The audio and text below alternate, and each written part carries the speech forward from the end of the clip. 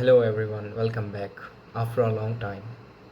So, I'm the host of the Acquired Show, and I was also a creator of that thing, but unfortunately, I had to close that startup because of my educational pursuit. I just did not have the time to do that.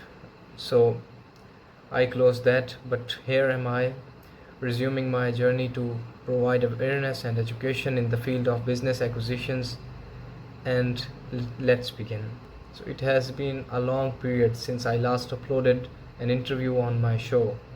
It is a story for some other day that why I stopped making videos, essentially interviews on my podcast, The Acquired Show, uh, to the point till now uh, where I am resuming my journey to provide awareness about business acquisitions and entrepreneurship.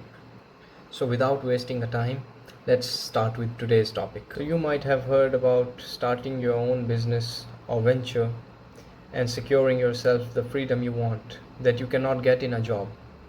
No matter how good your job is, the fact is that you are actually tied and accountable to someone else.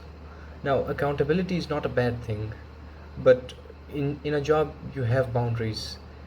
You cannot go to vacations whenever you want. You do not have the actual financial freedom that you want and that you want to secure in your life.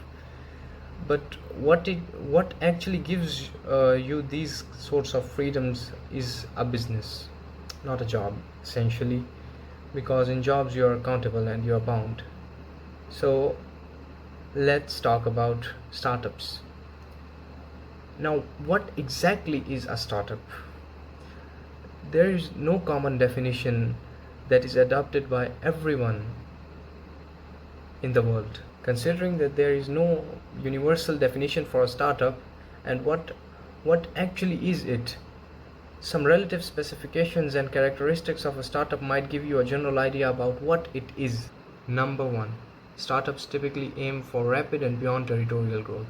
With this fast-paced world we have today, startups have grown tremendously, and startups are being opened every day. People are opening startups just by hearing these stories of entrepreneurs, successful entrepreneurs, actually, because their stories motivate them to create a business and secure freedom for themselves. Startups are fast growth oriented, especially in today's world. A widely known definition for startups is that they are a business model created to be scalable and repeatable. Unlike boring businesses that sell or provide service in a specific area, the digital startups today that we have, they aim for beyond territorial or global growth.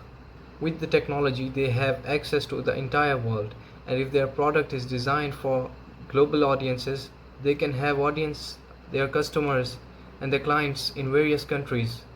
Number 2. Startups secure funding from both personal and private sources. Startups achieve velocity with the sources of funding that they receive. With this motto of today's startups that they want to achieve global growth, funding actually allows them to reach global audiences. Fundamentally, funding gives startups access and penetration, and that is a major difference between startups and boring businesses. Startups easily secure funding, whereas boring businesses do not have these options of securing fundings from multiple sources that are specifically designed for startups to get funding.